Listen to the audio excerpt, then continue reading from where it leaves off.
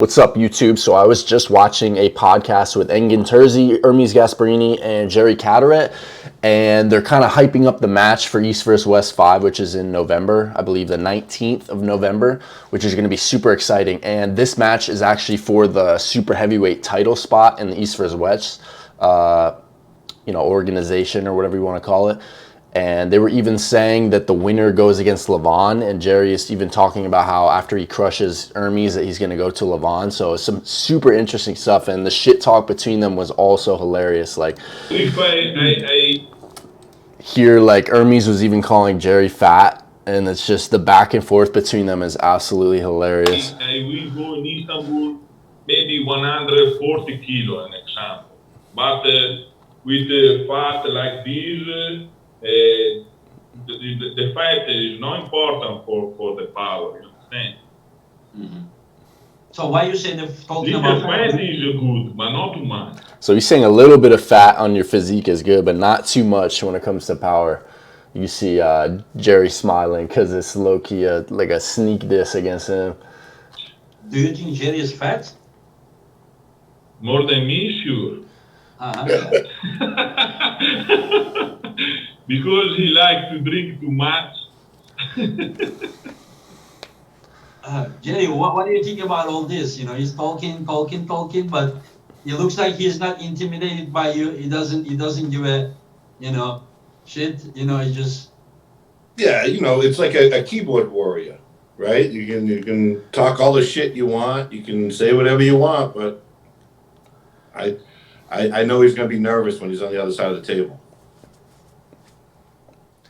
So basically for a whole hour and a half, these guys are going at it. At one point, they're talking about how the winner of the match is going to go against Levan potentially for the #1 super heavyweight spot because this is for the title. So Jerry's talking about how he's going to go through Ermes and then he wants to face Levan, which is huge. I mean, that's huge potential, especially since we haven't seen Jerry for a while. And then 3 months of training, he comes back and he goes against Gennady, which was an insane match. But he's going to have to get through Ermes first, which is not going to be an easy task, in my opinion.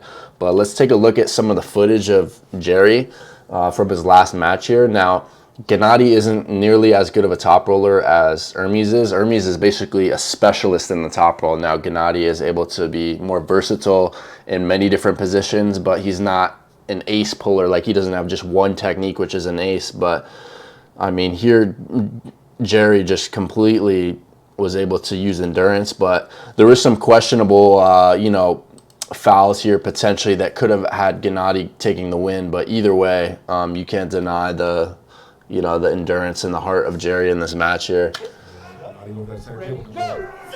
Jerry Cadorette coming forward once again. Coronation for Gennady. Let's see where we get the punches. Here come Gennady looking good. Gennady looking good. Jerry trying to get on the bicep. Here it comes. The defense from Gennady's there. And to be honest, it even looks like his elbow came off the front there when he was pinning. But there were several other parts in this match where it was, the calls are they could be controversial because it's just, centimeters can make the difference in the whole match. This was a super close match. So I think the match between Ermes and Jerry is going to come down to who's more powerful and able to take the other person out of their position. So Ermes wants to take Jerry out of his shoulder with the top roll, and he doesn't want Jerry to be connected in there. He wants to pronate, but keep Jerry out of his shoulder, because if Jerry can get his shoulder behind it, he's incredibly powerful. So it's going to be a battle of over pronation, I believe, because Ermes has just incredible pronation, so he's almost guaranteed to take the hand of Jerry. That's almost inevitable. I mean, nobody is expecting anything other than that to happen, but it's just a matter of who can have enough side pressure to finish. Can Ermes have enough side pressure with Jerry's wrist flop back to transition to a press and actually finish the match once he pronates? It's really going to come down to who has that finishing pressure. I think Jerry has more endurance than Ermes, almost undoubtedly, in my opinion.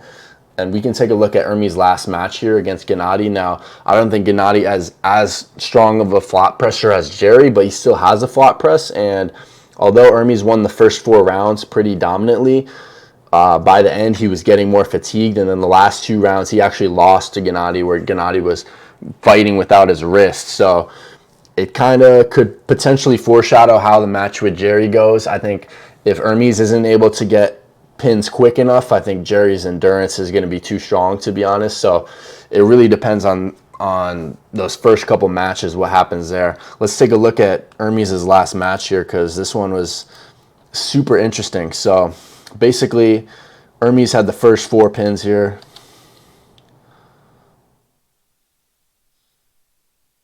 Takes his wrist, super hyped up, has enough side pressure to finish because Gennady can't get his shoulder behind it in a strong enough position there.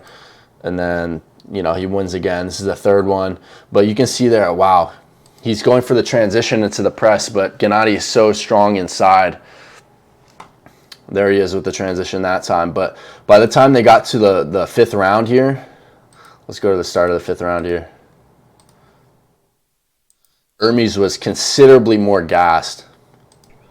And this is a great statement made by him. There's the control, there's the comfort level. I think he's gone onto a runner. Nothing called. So they call that an elbow foul, but then there's a restart right here. Ermes Gasparini, a little bit of cruise control. And again, that hand and wrist dominance. He starts to amend his position now. So this is going to be a similar situation between Jerry and Ermes, where I believe Ermes is going to take the wrist no matter what, but it's just a matter of, can he finish the match from having the wrist? That's the whole question here. And I don't think he has enough endurance if it goes too far. So he's got to be really dominant in those first 3 matches. And East versus West is best of 5. So he's really got to get 3 good pins in there real quick, I think, if he's going to beat Jerry. Which he looks in a great shape, so I think he could definitely do it. But if it becomes a war of endurance, I got Jerry personally. Climb, tighten. Because here you can see him. I mean, potentially he had an injury from or he's just, you know, running out of endurance. And he knows Gennady is just so strong, even with his wrist back. Gennady definitely is someone who has a lot of endurance as well.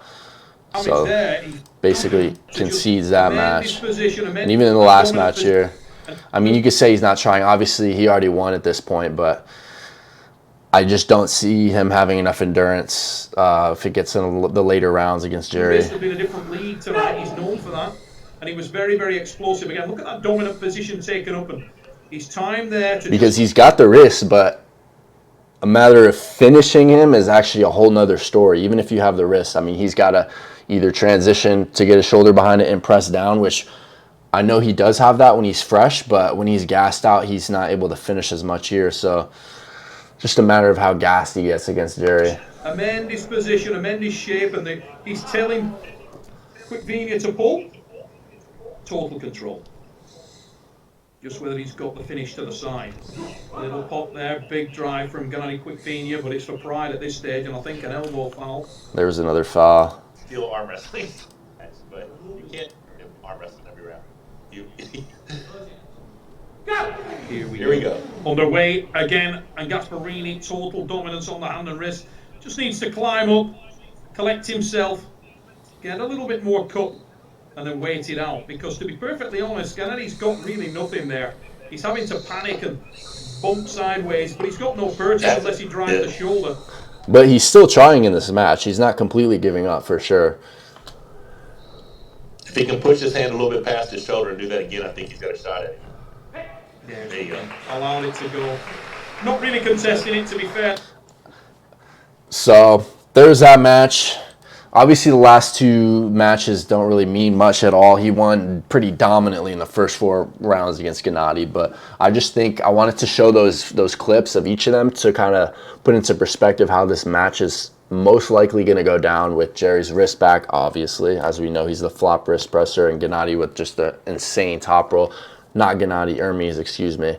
But so it's going to end up being the battle of pronation versus the battle of the side pressure. It's just a matter of, can Ermes take Jerry off his shoulder in that flop and then finish him, or is Jerry going to have enough side pressure to keep his shoulder behind it and even with his wrist back be able to pin Ermes? So I think this is going to be a super exciting match coming up next month.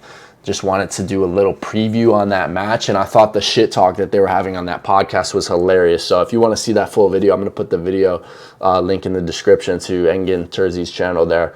for that little podcast because it was super entertaining. And I think Ermes is super funny. I mean, the shit talk between them is hilarious. But anyways, that's it for the video. Hit that like button, hit subscribe. I'll be back soon.